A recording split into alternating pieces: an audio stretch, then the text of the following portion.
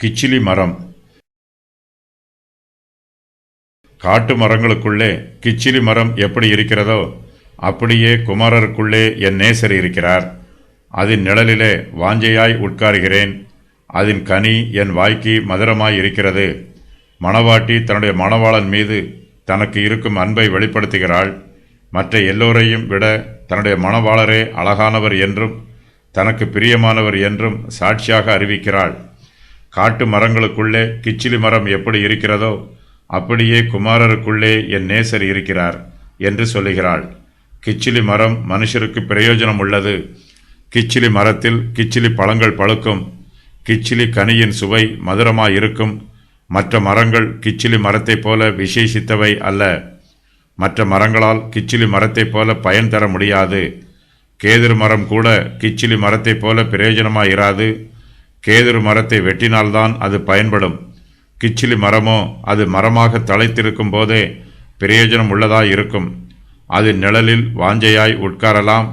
அதன் கனி நம்முடைய வாய்க்கு மதுரமாயிருக்கும்.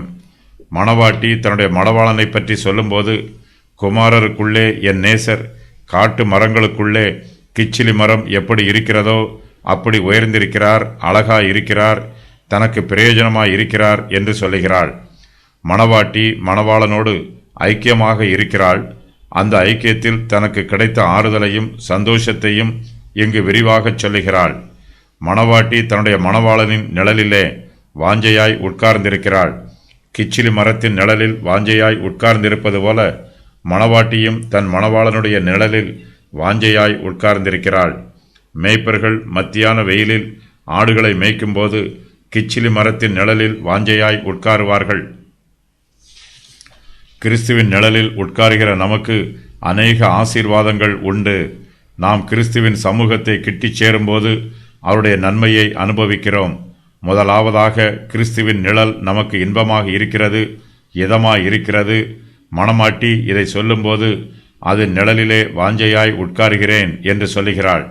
கிறிஸ்துவானவர் தம்மை விசுவாசிக்கிறவர்களுக்கு கிச்சிலி மரத்தின் நிழலைப் போல் இருக்கிறார். வருத்தப்பட்டு பாரம் சுமக்கிறவர்கள் எல்லோரும் கிறிஸ்துவனிடத்தில் இளைப்பாறுதல் பெறலாம். நாம் கிறிஸ்துவின் சமூகத்தில் வாஞ்சையாய் அமர்ந்து நன்றாய் இளைப்பாற வேண்டும். நம்முடைய கவலைகள், துக்கங்கள், பாரங்கள் எல்லாவற்றையும் கிறிஸ்துவின் சமூகத்தில் இறக்கி வைத்துவிட வேண்டும். கர்த்தர் மேல் நம்முடைய பாரத்தை வைத்து விடும்போது அவருடைய ஆதரவு நமக்கு கிடைக்கும். கிச்சிலி மரத்தில் ஏராளமான கனிகள் இருக்கும். அவை சுவை மிகுந்தவை. அவை நம்முடைய வாய்க்கு மதுரமாய் இருக்கும். கிச்சிலி மரத்தின் நிழலில் உட்கார்ந்திருக்கும் போது மரத்தில் இருந்து கிச்சிலி பழங்கள் கீழே விழும். நாம் அந்த மரத்தின் மீது ஏறி அதன் கனிகளை பறிக்கும் முன்பாகவே அந்த கனிகள் தானாகவே நம் மீது கீழே விழும். அவை நம்முடைய வாய்க்கு மதுரமாய் இருக்கும். கிறிஸ்துவின் வாக்குத்தத்தங்கள் அதை விசுவாசிக்கிறவர்களுக்கு மதுரமானது. நமக்கு பாவ மன்னிப்பு மதுரமானது. நம்முடைய மனச்சாட்சியில் கிறிஸ்துவானவர் கொடுத்திருக்கிற சமாதானமும் மதுரமானது. தேவனுடைய அன்பை பற்றிய நிச்சயங்கள் நமக்கு மதுரமானது.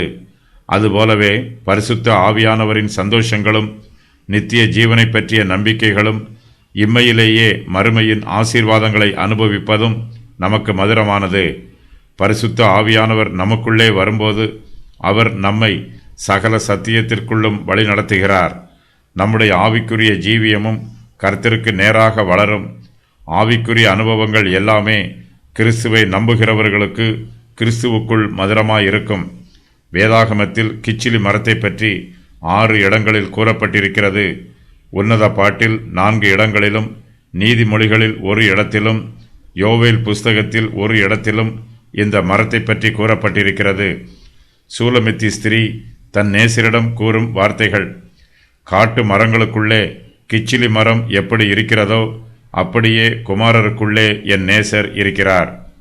அதன் நிழலிலே வாஞ்சையாய் உட்காருகிறேன். அதன் கனி என் வாய்க்கு மதுரமாய் இருக்கிறது. என்னை விருந்து சாலைக்கு அழைத்து கொண்டு போனார். என்மேல் பறந்த அவருடைய கொடி நேசமே. திராட்சை ரசத்தால் என்னை தேற்றுங்கள். கிச்சிலி பழங்களால் என்னை ஆற்றுங்கள். நேசத்தால் சோகமடைந்திருக்கிறேன். அவர் இடதுகை என் தலையின் கீழ் இருக்கிறது. அவர் வலதுகை என்னை அணைத்துக் கொள்கிறது.